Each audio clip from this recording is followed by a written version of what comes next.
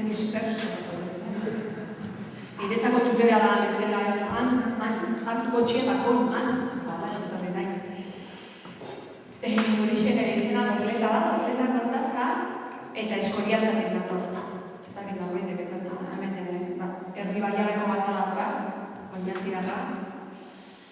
Hori, Debagoielian dago, Oñati ondoan, Arrasate ondoan, Eroski eta Fagor, eta Kaja Laboral eta guzti hori sortu zen baiarakoa naiz. Eta horixe, deitu zidatenean, ia etorriko nintzen honek guia kontatzera ez duen bi aldiz pentsatu. Atzo bai, bi aldiz pentsatu nahi esan. Bior dut herriko txia hartu da, baino, joan inbira baina hori. Opari bada, plazer bat eta hori bat gaur hemen zuen etxian, zuen herrian ipuiak kontatzea, helduentzako ipuiak kontatzea gainera, ez da oso goikoa, ez da asko programatzen, orduan beti niretzako jai bada ipuiak kontatzea. Nik bi ordu erdiko bidaia dut orain etortzeko, baina zuei proposatu nahi duzuen pixka laburragoa, ordu beteko bidaia dugu, denok hemen elkarrekin, hitzen bitartez, bidaiak nirekin etortzea gobiratu nahi zaituzten, niretzako hori dalako ipuia kontatzea, ipuiak entzutea, elkarrekin bidai bat egitea. Eta horrela besterik gabe hasiko gara. Herri-hartako zaharrenek, pertsona zaharrenek kontatzen dute, aspaldiko urtetan, udazkenarekin batera iritsi zela zaldun bat herri-hartaraino. Bere zalde gainean trostan iritsi zen herriskara kanpoaldera. Herri kanpoan bazeuden soro batzuk eta bertan zegoen lanean neska gazte bat. Eta zalduna neska gaztearen parera iritsi zenean, zalditik jitsi, neskaren gana gerturatu, gerrian zeraman urrezko labana atera zuen, neskatxari lepoan jarri eta esan zion. Emaizkidazu, esan dituzun, azken 3 hitzak. Maite zaitut laztana. Horiek ziren neskatxa gazteak goizero, bere etxetik irten baino lehen bere maiteari esaten zizkion 3 hitzak. Maite zaitut laztana. 3 hitzak zebiltzan neskaren barruan buelta, gira eta buelta, eta nabaritzen zuen zaldunaren urrezko labana lepoan gero eta estuago, eta azkenerako neskatxa gazteak, maite zaitut laztana. 3 hitzak eman behar izan zizkion zaldunari. Zaldunak lepotik zeintzilik zeraman zorra sartu zituen 3 hitzak. Buelta herria eman, zaldi gainera igo, eta bere bidean aurrera jarritu zuen. Herrira iritsi zen arte. Herriko plazan utzi zuen bere zaldia lotuta, Bizenta emaginaren ate kanpoaldean utzi zuen zaldia. Igo zituen Bizentaren etxerainoko iskilerak, bota zuen atea ostikoz sartu zen barrura, jarri zen Bizentaren parean. Atera zuen, herrian zintzilik zeraman horrezko labana, eta Bizenta emaginari sabelean jarri eta esan zion. Emaizkidazu, azkenengo astean esan dituzun hitz guztiak, baina emateko! Eta Bizenta emaginak, banan, azkenengo astean esan zituen hitz guztiak eman behar izan zizkion zaldunari. Deporatxo bat behar izan zuen zaldunak hitz guzti horiek lepotik zintzilik zeraman zorroan sartzeko, eta bukatu zuenean, buelta argia eman, Bizentaren etxeko iskilerak jaitsi. Salto batez zaldirak ere ego, eta bere bidean aurrera jarraitu zuen. Zaldunura lapurra zen, hitzen lapurra zen, eta herriartara hitzak lapurtzera joana zen. Iritsi zen esan bezala herriko eskolaraino, eta itxoin zuen atean bertan, hau guztiak etxera joan ziren arte. Eta maistra bakarrik zegoen momentua aprobetxatu zuen, hitzen lapurra eskolara sartzeko.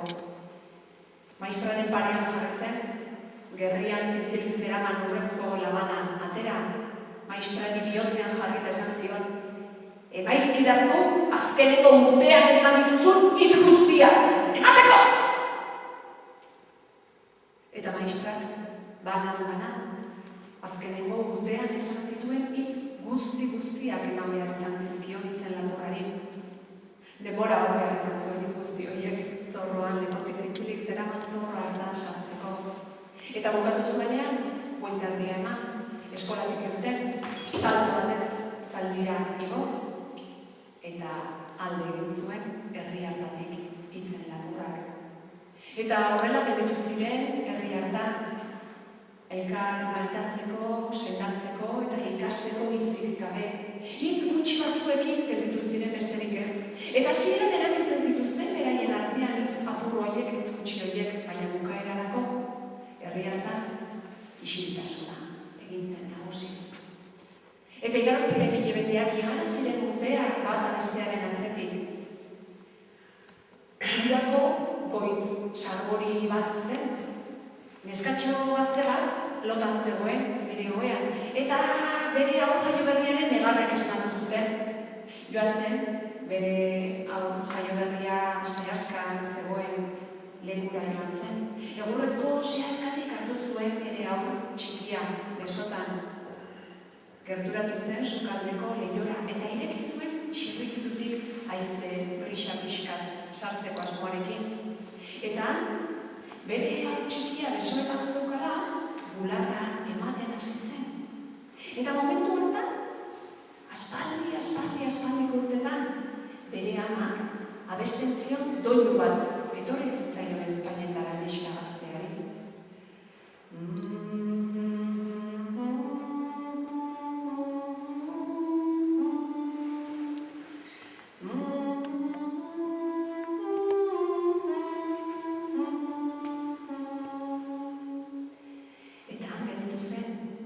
Lehioaren ondoan, bere haur txikiari bularra ematen. Eta horreko goizean ere berdin, haur txikiaren negar gosetuak esnatu zuen ama gaztea. Eta hartu zuen besotan joan zen sukaldera. Eta sukaldeko lehioaren ondoan xirrikitu ziriki. Eta han hasi zen bere haur txikiari bularra ematen berriro ere.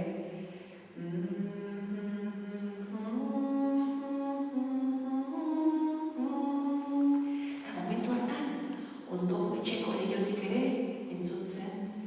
Loa, loa, masusta. Ondoko lehiotik. Aita gaiztoa tabernan datat. Ondoko lehiotik.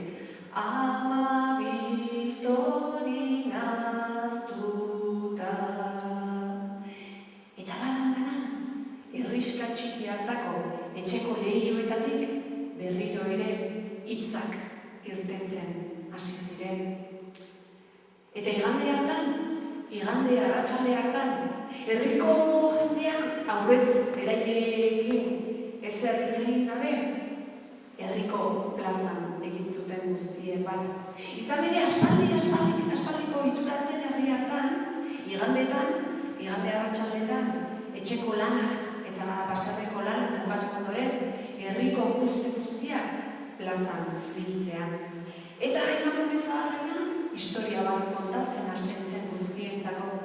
Eta emakume zaharrak bukatzen zuenean, ondoren, herriko gainontzekoak beren historia, beren olerkia, beren poesia, beren bertsoa, beren txistea kontatzen zuen herri guztiarentzat. Eta halaxe irakurtzen zuten igande arratsaldean.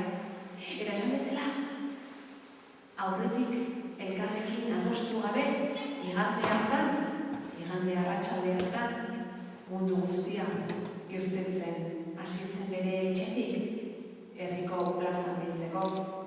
Eta emakume zaharrena hasi zen historia bat kontatzen. Eta gero beste bat.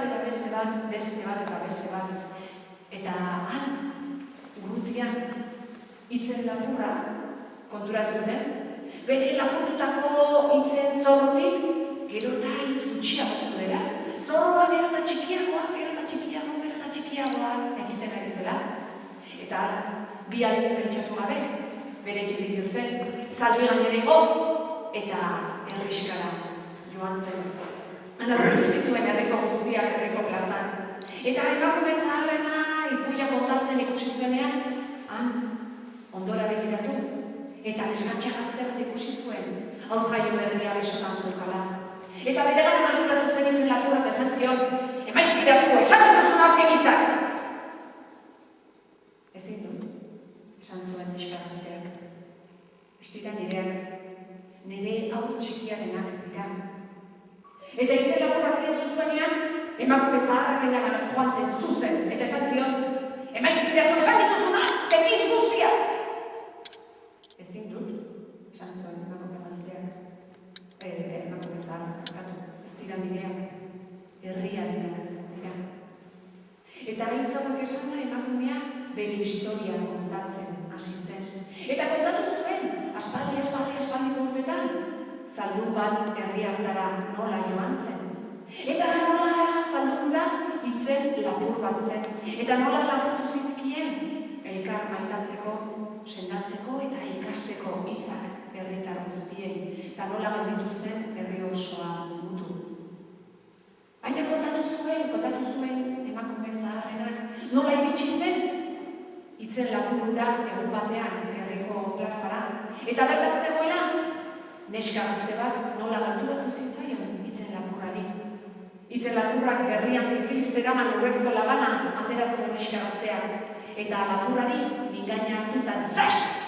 Nola moztu zion mingaina. Lapurtu zituen hitzak sekula gehiago erabiltzeko aukerarik ez izan itzen lapurrak. Historia entzun zuenean, batean eskua eraman zuen, gerrira itzen lapurrak. Eta konturatu zen labana falta zitzaiola. Eta begiratu zuen eta bere parean zeukan neska gazte bat berari begira. Eta plazako guztiak, begi pare guzti horiek bere gainean nabaritu zituenean, itzen lapurrak 3 pauso eman zituen atzera. Bere zaldi gainean eta ospa egin zuen. Herri hartatik, sekula santan gehiago ez itzultzeko. Eta esaten dute, ipuin hau bera hau dena, igande arratsaldetan emakume zaharrenak herri guztiari kontatzen dion lehenengo historia. Herri guztiak jakin dezan, izan zela egun bat herri hartan lapurtu ziotena elkar maitatzeko, sendatzeko eta ikasteko hitzak.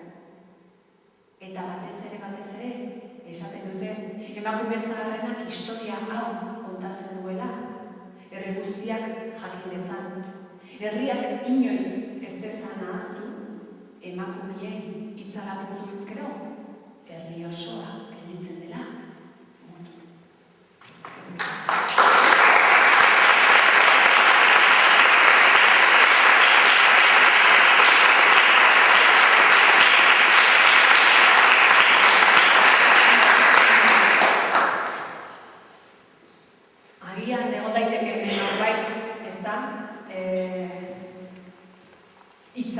Hizkuntza bat lapurtu dizueten norbait egon daiteke publikoan.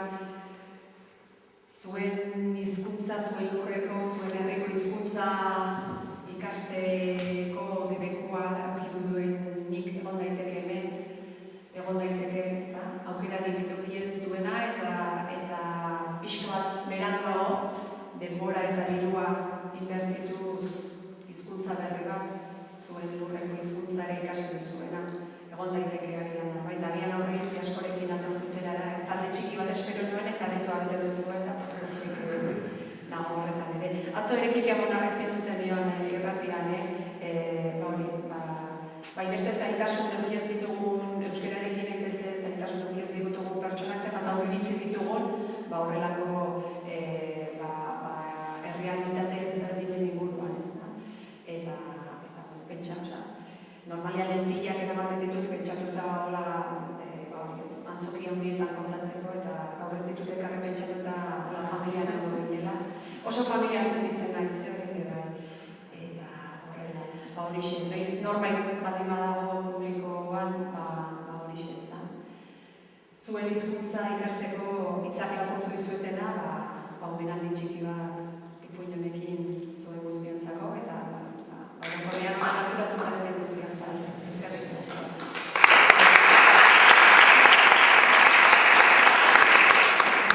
Bai momentu honetan euskara ikasten ari dena eta pixka bat, ulertzen da, gutxi gora bera norbait baldin badago kasu horretan.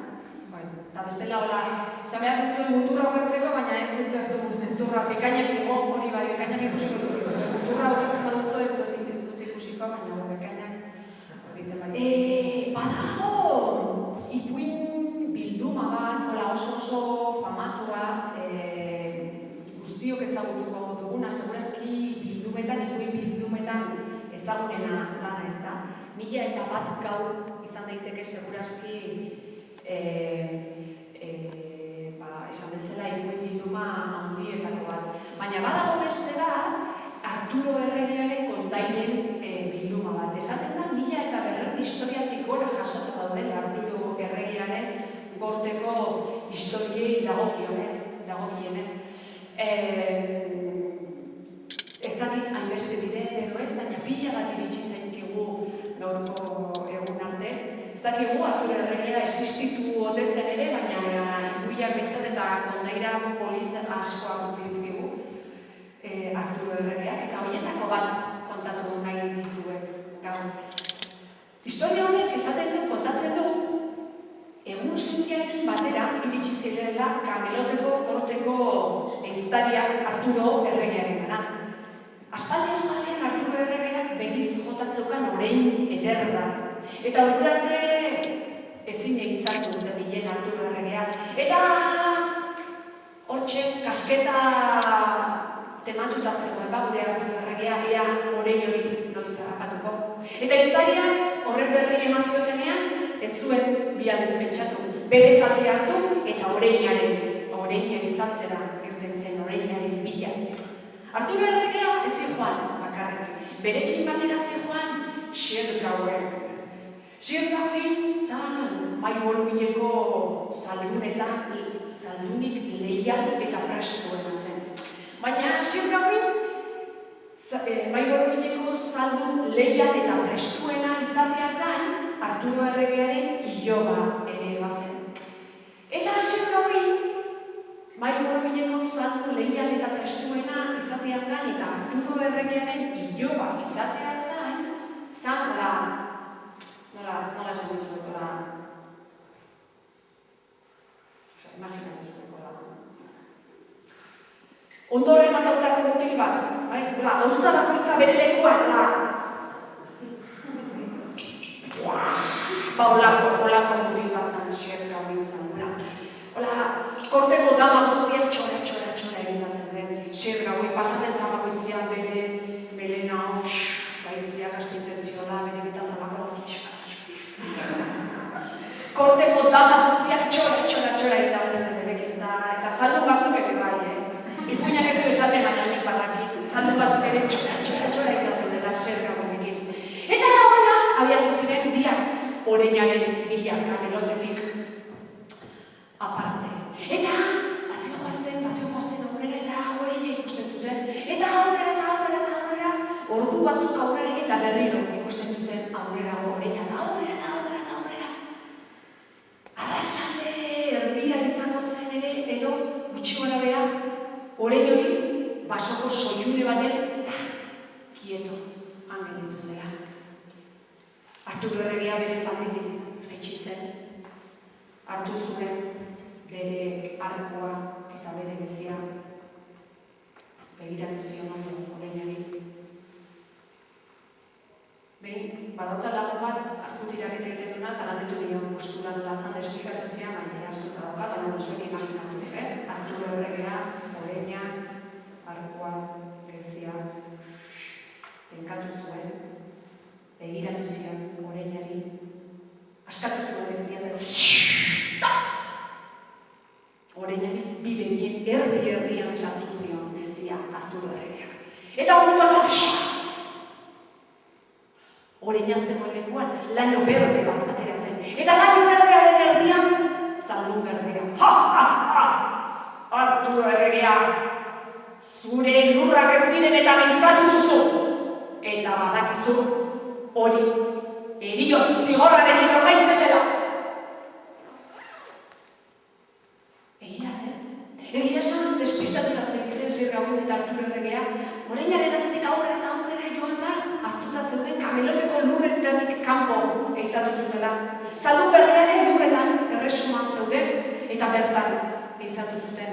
Eta garaiaretan hori egiten zuena lepoa mozten zioten. Eta horrela zeuden Arturo Errege eta Sergagoi zaldun berdearen aurrean. Eta Sergagoiek hori entzun zuenean pausu bat aurrera eman zuen eta esan zion zaldun berdeari. Zaldun berdea, arrazoi duzu. Barkai duzu, ez gara konturatu gure lurreren muetatik kanpo eizatu dugula.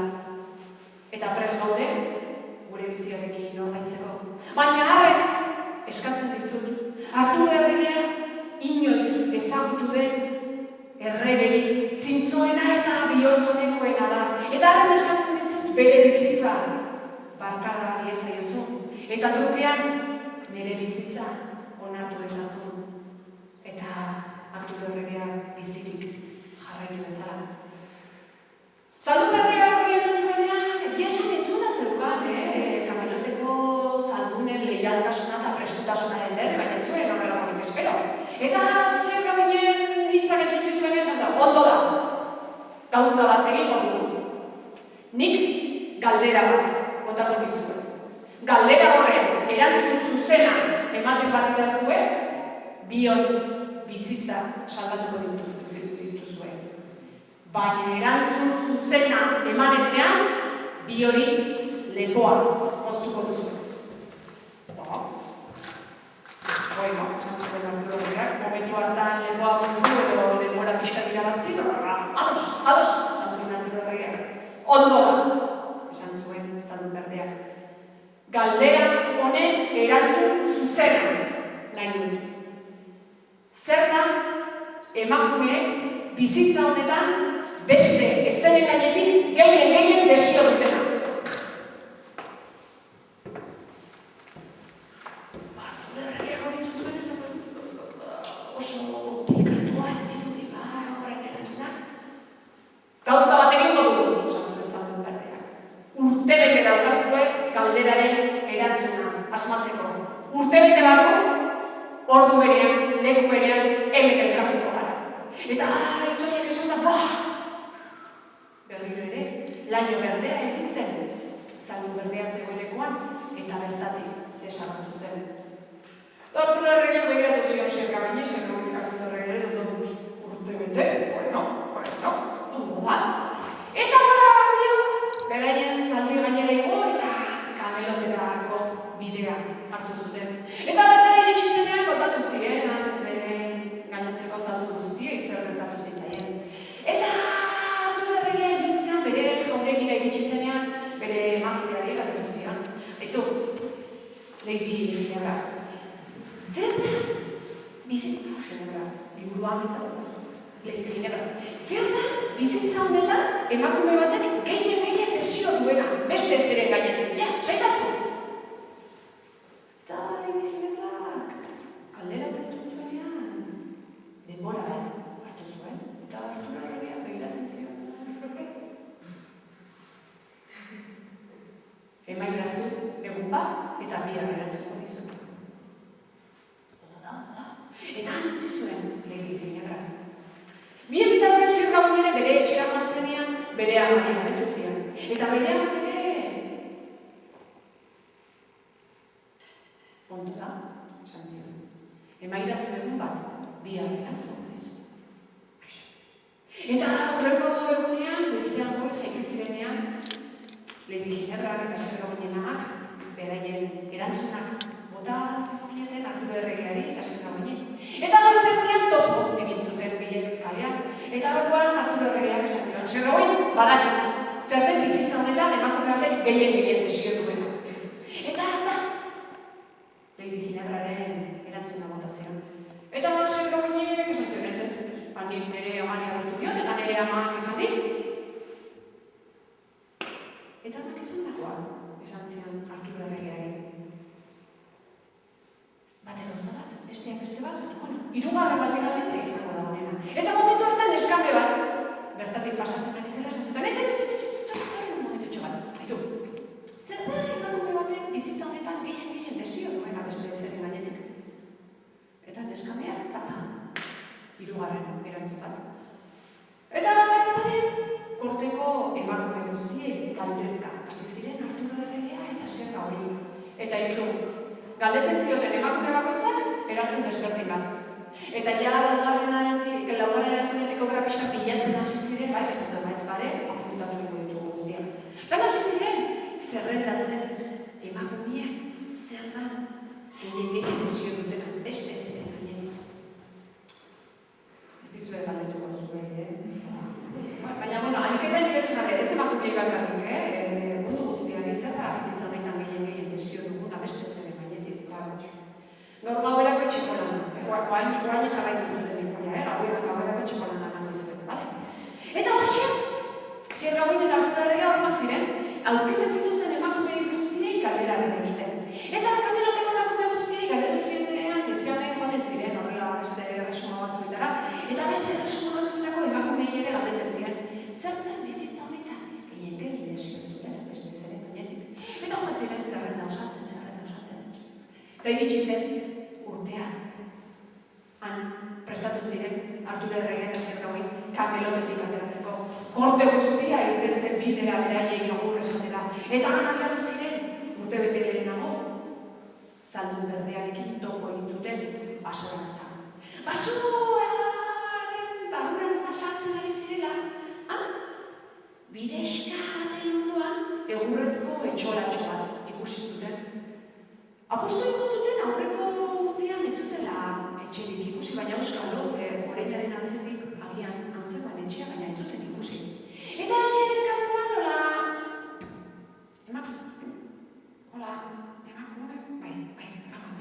postazitzaien ikustea, betxatu zuten alako zakuntza arrazela, baina han ikusi zuten.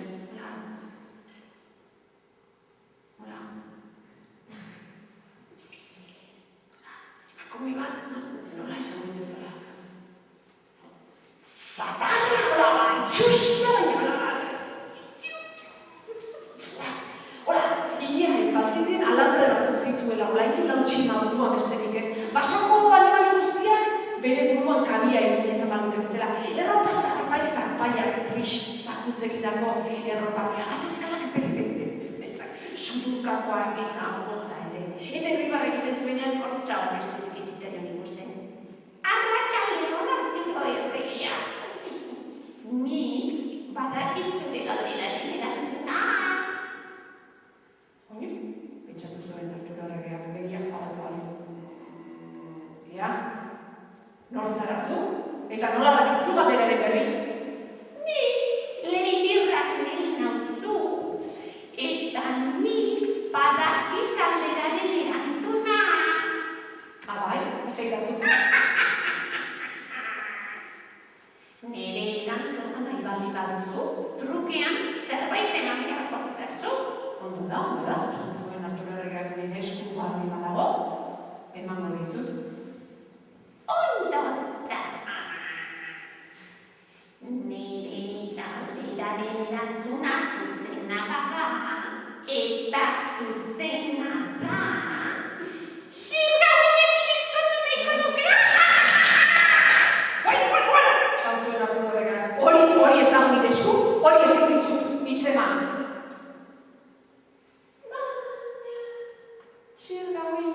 Hauxe dauka, kameloteko zaldun lehian eta prestuena izateak, ez da? Bere ezanetik jetxi, pauso bat aurrera eman, eta esan zion, leidirrak den.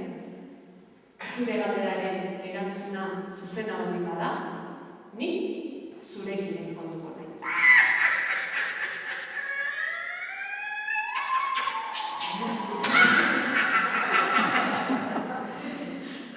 Eta Arturo erregeari erantzuna bota zion.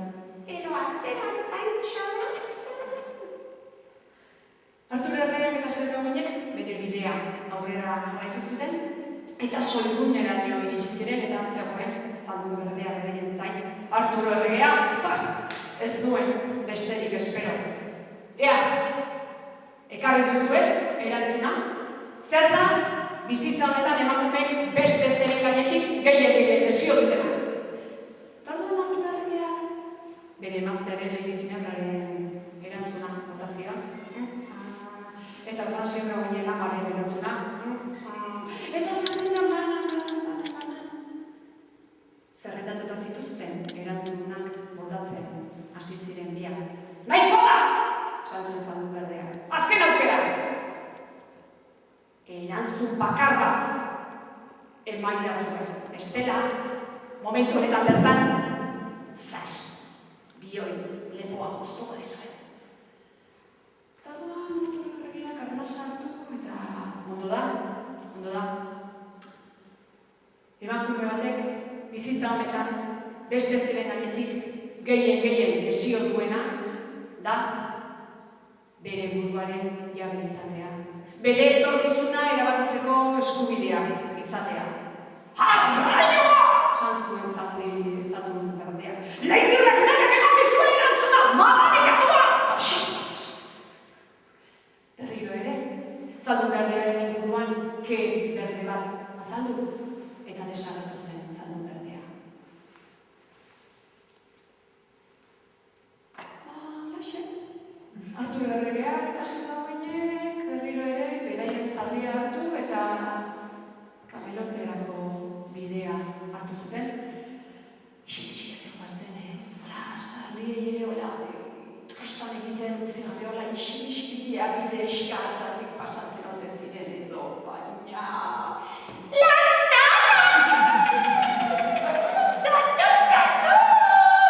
Eta zirragoen gerturatu orduko, leiderrak nire salto bat eman eta bere zaldiaren gainera igo zuen. Hor nabaritzen zuen zirragoinek ikusi zuen azazkal beltzeko esku bat ola bere alkanularen barruan sartzen eta nabaritzen zuen okotz bat eta sutur bat bere bizkarraren pegapela eta baina zein zoriontxoak izan gari lastantxu. Eta alaxi, entzik esan gabe iritsi ziren kamelotera. Kamelotako korota guztia zaintzegoen eta ikusi zutenean Arturo errege eta sendagoin biak zetuztera, bi bat festak hasi ziren baina bate. Ikusi zuten sendagoinek atzean zerzekarren baina. Bueno, eta ja Arturo erregeak iragarri zuenean, sendagoin leiderrak nelekin ezkotuko zela, neskatxa guztia biletatik tira eta aurrera baratzen zuten bere buru, baina Arturo erregea ezin duzu horrela gari baimendu, baina gure zirka hori, baina gauza horrekin, baina ezin duzu hori baimendu, ezin ezkoa da. Baina, zin ezuet ez da, zer daukan, Zaldun leial eta presto izateak, Zergaoinek bere hitza betetzeko prestutasun guztia erakutsi zuen. Eta aurreko egunean ospatu ziren bestei ospakizunak. Leire Ginebrak egia esan jantzi zion, Leiderrak nele horrela bere soinekorik zeta dotorenarekin jantzi zuen Leiderrak nele. Eta saiatu zen horrela belo batekin horrela altzuena egin zuen. Eta ospatu ziren bestei ospakizunak ere. Eta esan inorketzeukan gogorik iaia parrandarik egiteko ere. Eta enteratuko mundu guztia beraien etxetara itzulia zen. Eta Zergaoin bere emazte berriarekin ere beraien logelara joan da ziren. Antzeagoen Zergaoin komunik gora egiten bizkara eta antzatzen zuen bere emazte berria oirean. Lastana, zure zain nago, zeakoz! Eta antzeagoen Zergaoin lebaien eta kitu. Eta pasadan itzen zituen kandelak eta sartu zen oean bere emazte berriarekin. Lastana, bete behar duzu bazore zeregina ez da. Emango didazu, oso bat maitia. Eta Zergaoinek kandelak itzali zituen arrapegian etxe zituen esantzun. Baina, titarin eta kitu. Eta gerturatu zen, Leiderrak nelengana eta espero zituen ezpain latz eta kiratxtu nahiak eta gerturatu zen eta.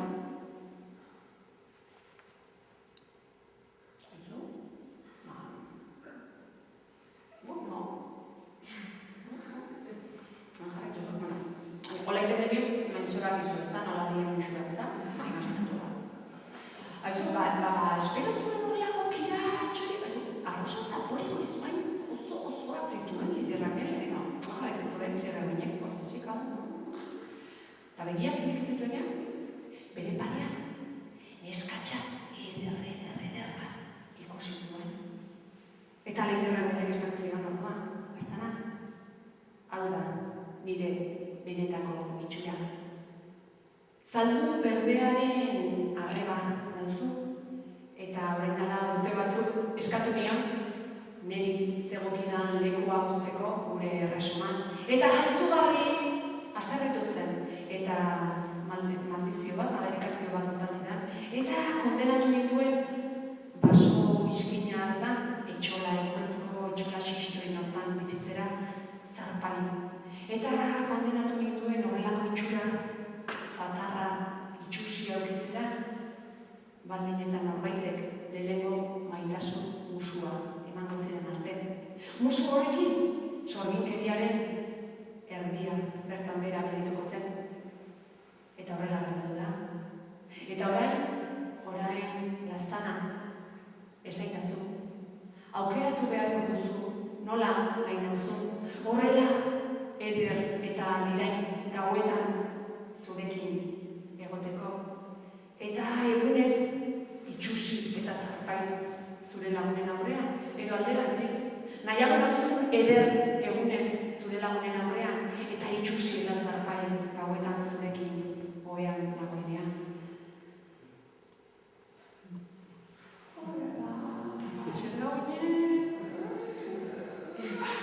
Horrelako neska ederra ikusten zuen bere ondoan esan zuen. Ederra behar du, horrelako emakume batekin gaua, junta, gaua, etorri, hemen, denboraren nozio ere galdu arteko parrandak egitean eskatxonekin, esan baina gau, nire lagunen aurrean zein modutu ba. Eta alderantziz ere, nire lagunen aurrean emakume eder honekin paseatzea kaproleteko erresuman ederra da, baina gero gauean. Eta handetetu zen zen gauei guelta eta ematen.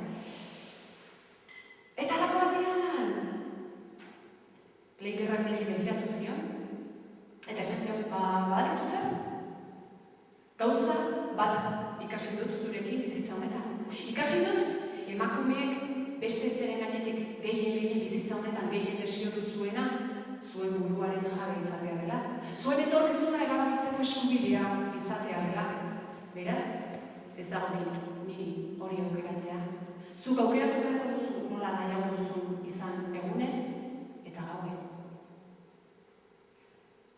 Eta zer gauinek hitz hauek esan zituen momentuan, sorgintegiaren bigarren izatea bertan behera gelditu zen.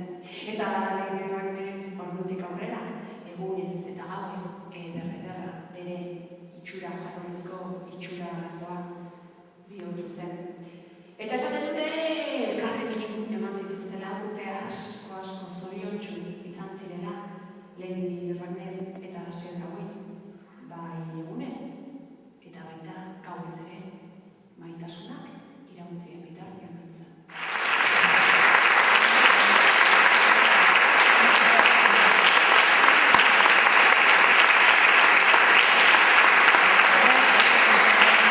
Martinen historia kontatu nahi dizuet. Martinen historia ez, Martinen herriaren historia kontatu nahi dizuet. Izan ere Martin etzan bizi Tutera moduko herri baten, etzan bizi Eskoriatza moduko herri baten, etzen bizi Iruña, Amsterdam, Paris moduko herri baten, ez. Martinen herrian hitz egiteko ordaindu egin behar izaten zen. Gure Euskal Herrietan ere badakigu, ez da? Ordaindu behar izan dugula batzutan hitz egitearen, ez da? Baina ez beste gauza bada. Martinen herrian hitzak erosi egiten ziren. Nahi zuenak hitzak erosi egiten zituen eta gero gorde egiten zituen nahi zituenean erabilia izateko. Eta horretarako Martinen herrian fabrikak zeuden. Hitzen fabrika erraldoia zeuden. Gau eta egun eta gau hitzakin eta hitzak egin egiten egoten ziren fabrika erraldoia hartan. Eta egiten zituzten hitz luzeak. Otorrinolaringo logoa bezain hitz luzean. Eta beste batzuk motxak da moduko hitzak. Egiten zituzten hitz batzuk ederra. Pin, pausia, bezain hitz ederrak. Eta beste batzuk zatarrak, sastraka, bezalako hitz zatarrak. Egiten zituzten hitz batzuk garrantzitsuak. Besarka, bezain hitz garrantzitsuak. Orain, ez baino gehiago ez da. Eta beste batzuk, ez deusak, puntu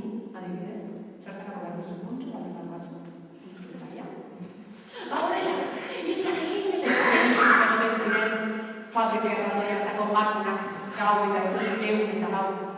Baina, Martinek ez zeukan dirurik hitzak erosteko. Eta horregatik Martin zakarrontzietan bila ibiltzen zen. Jendeak beharretzituen hitzak zakarrontzira botatzen zituen. Eta Martina ibiltzen zen bertan begiratzen ea hitzen bat aurkitzen zuen. Eta noski bat edo beste egoten zen, baina jendeak erabiltzen ez zituen hitzak. Esango jazue zertarako behar dugun ornitorriko edo filodendro moduko hitzak. Horrelako hitzak aurkitzen zituen Martinek zakarrontzietan. Hala eta ere gorde egiten zituen beretzako. Baina, gertatzen zen batzuetan, hitzen fabrika erraldoi hauetako tximiniatik hitz batzuk ihes egiten zutela.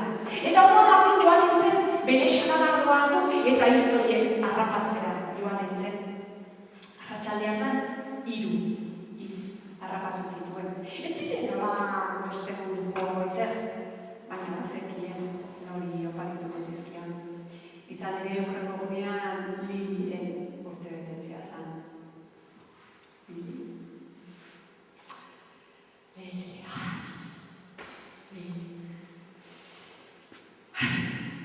Martinek Lili ikusten zuen bakoitzean bere parean jarri eta begira gelditzen zitzaion eta egunero esan nahiko lioke Lili maite zaitu.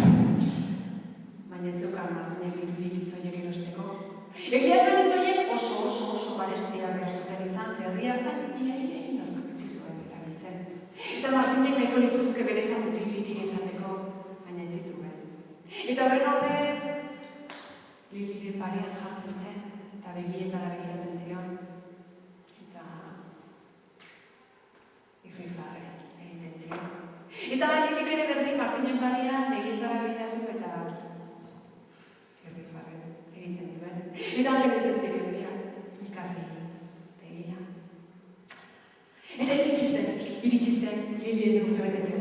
Eta jaiki zen Martin inoiz baino goizago bere hauetik. Eta bere etxeko eskinenak eta joan zen korrika. Liliren etxera eta jozue Liliren etxeko atea eta irikizuen Lilik atea da.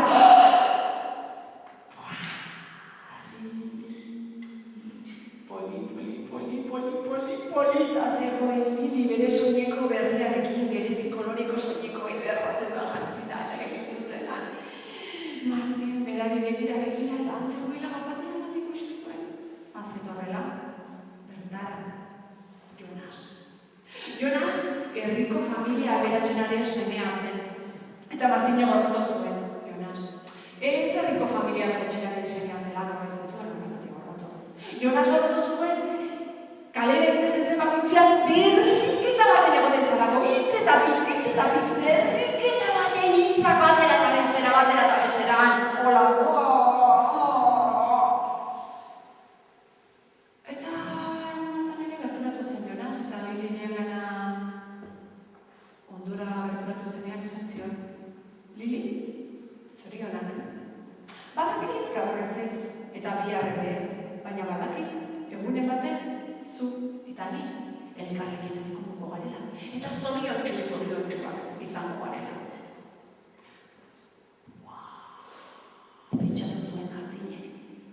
Izaldi puska hura, baiti irutza! Eta nik ez daukat Lili ezer eskaintzeko. Bezbera xalabarduarekin hartutako iruitz xisturin besterik ez poltsikoa gorde eta hemen. Eta orduan, Martinek buelta erdia eman.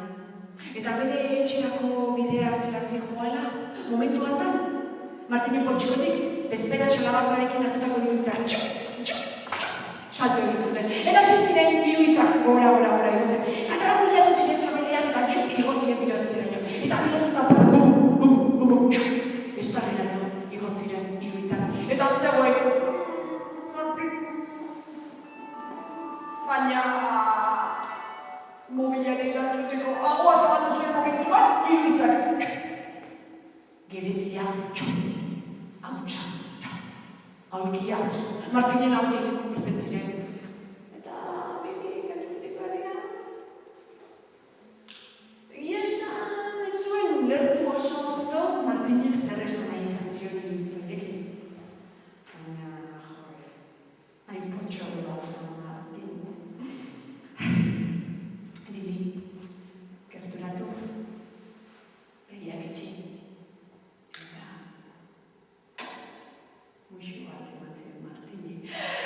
Eta Martini momentu hartan, oroitu zen, Martinek aspaldi aurkitu zuela hitz bat. Momentu berezia batean erabiltzeko hitz garrantzitsu bat zeukan gordetan. Eta momentu hura garrantzitsua zen. Beraz, arnasa hartu eta bere hitza gerturatu, Liliri begiratu eta esan zion. Gehiago. Martinek, ez zuen hitz hau erabili janari platera batera aurrean edo diru zorra aurrean ez. Martinek gehiago esan zuen musu bati erantzuteko. Beraz, zuek ere bakizuen. Noizbait, hitzen baten faltan baldin bazaudete, edo musu baten faltan bazaudete, eskatu, beldurrik gabe. Gehiago.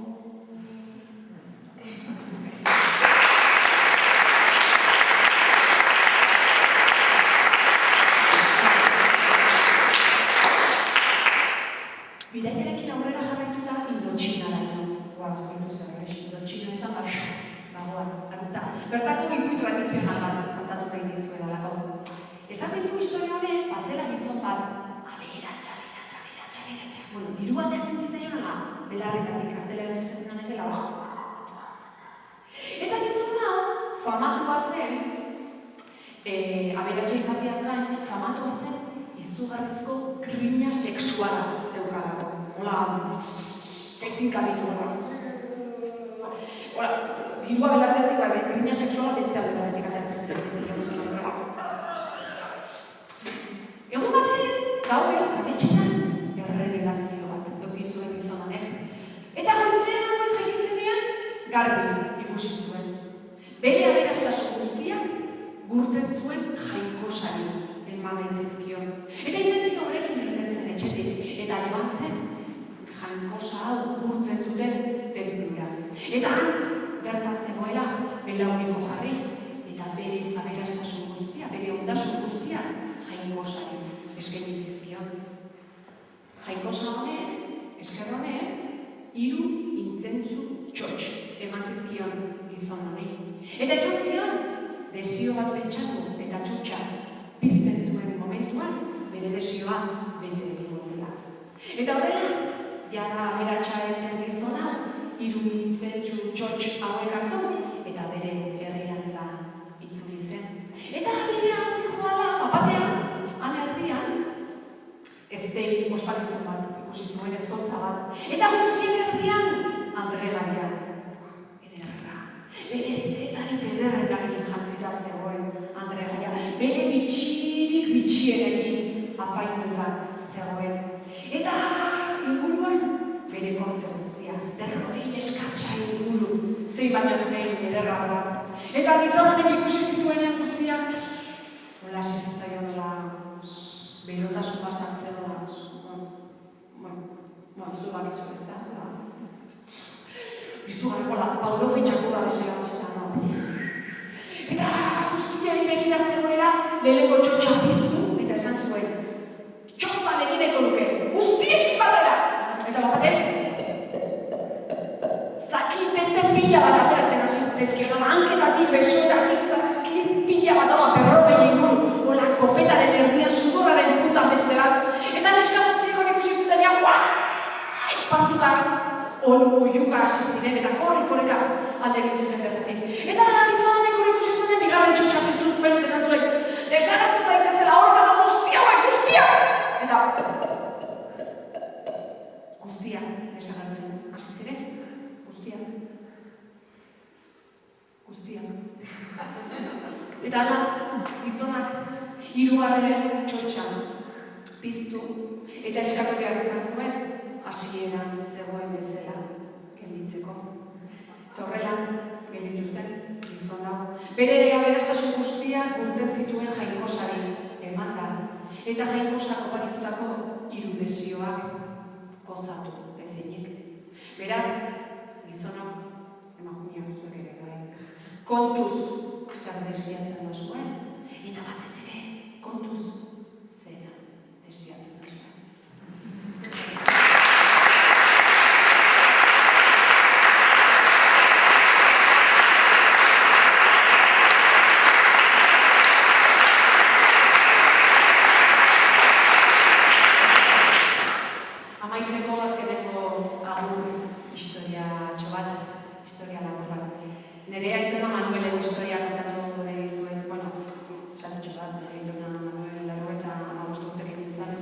historia guztia zizuek kontatuko anekdota txikitxo bat. Izan ere, gure Aitona Manuelek gauero bi muixu ematen zituen. Lehena, beti Amona Isabeli ematen zion. Eta bigarrena, bere logelako lehioa ireki eta gauari jaurtitzen zion. Gure Aitona Manuelek esaten zuen beti, gauak jakingo du nork daukan muixu honen premia gehien. Gauak banatuko du nire muixua. Eta horrela, gauero, gauza bera egiten zuen gure Aitona Manuelek.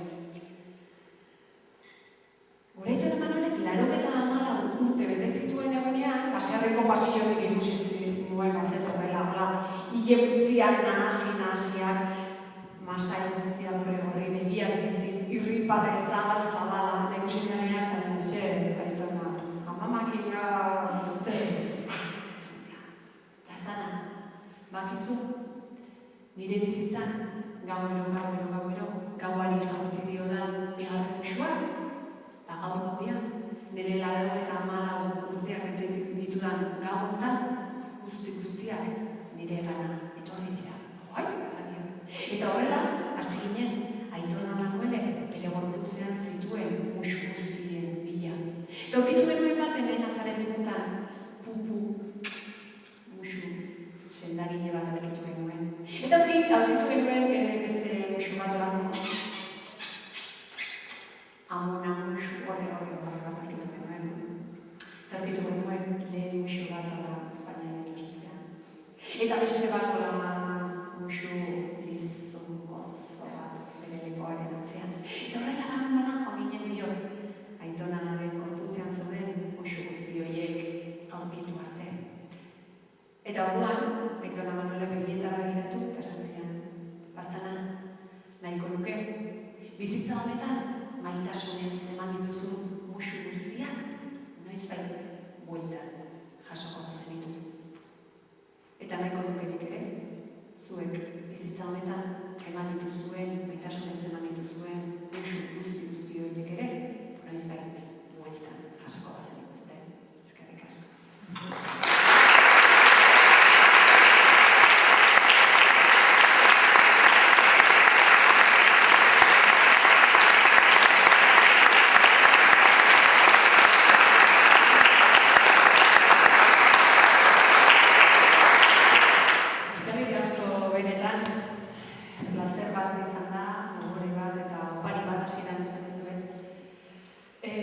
Atzo jantzi nuen paparrean txapa, baina niretzako Euskaraldia gaur hasi da hemen. Niretzako ohore bat eta opari bat da benetan, hemen tuteran ipuia euskeraz eta helduentzat kontatzen egotea. Benetan opari bat, eskerrik asko antolakuntzako gairi. Jarraitu auspotzen herria eta euskera. Gozada bada, oraingo egunetan kalera irten eta balio tribukoak. Txapa ikusten bezu norbaitita da. Onaino etorri eta txapak ikustea ere opari bada niretzat. Eskerrik asko eta nahi duzuen arte.